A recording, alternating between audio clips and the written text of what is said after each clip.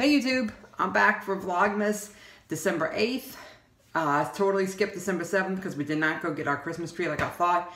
And I was going to do my Vlogmas on that, but we didn't do it. So I actually worked on all of my glitter cups last night and I've been doing it most of the day today.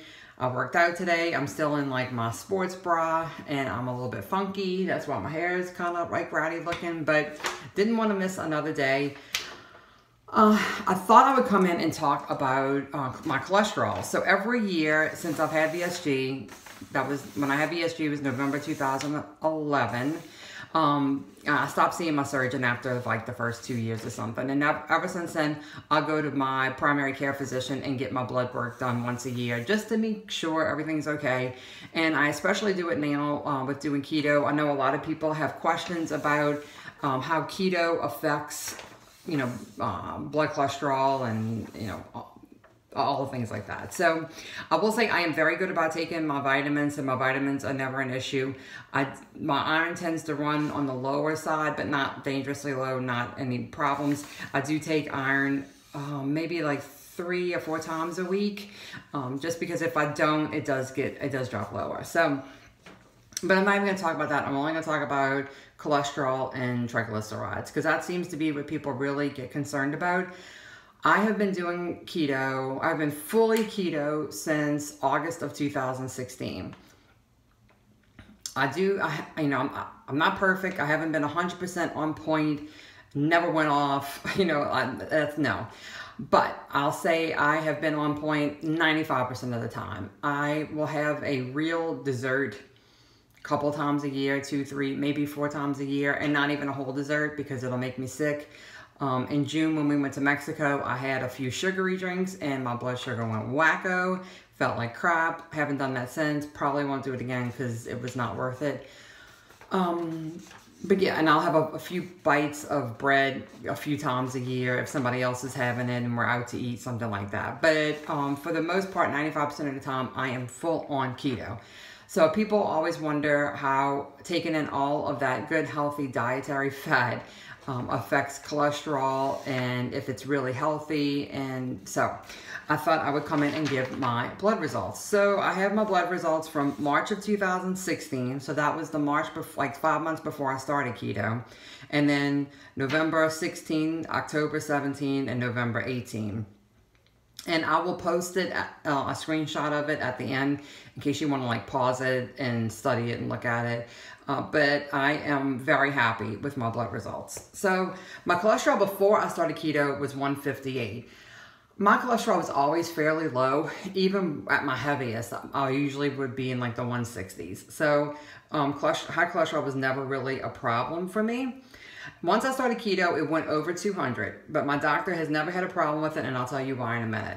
So in November of 16, it was 225, October of 17, 217, and November 18, it was 233. So since I started keto, it's gone 225, 217, 233. So it's staying right in that range. Here's the good thing. So my HDL, right? Oh shoot, I don't have that on here. No, sorry, my LDL, the good cholesterol, it was 68 before I started. It was 67 right after I started. Then it went up to 79. Then it went up to 86. So that's great. My good cholesterol continues to go higher. That's more than what we can ask for. The upper range of what they want is 75 and mine's 86. That's fantastic. The bad cholesterol, when I started, it was 80. Then it went to 148, then 130. Right now it's 137, which is still within range. The upper range there is 159. So I'm still within range for the bad cholesterol. And then my overall ratio, they want it between 2.0 and 5.0, and mine's 2.7. So it's just excellent.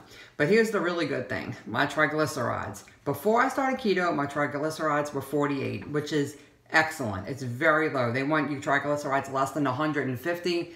Mine was 48. After doing keto, it went to 46. Then in October of 17, it went to 40. Right now, it's 49. So my triglycerides are fantastic. And they, you know, when you listen to experts, they say the triglycerides and your blood glucose are the things that actually are the indicators of heart disease, not really the cholesterol as much.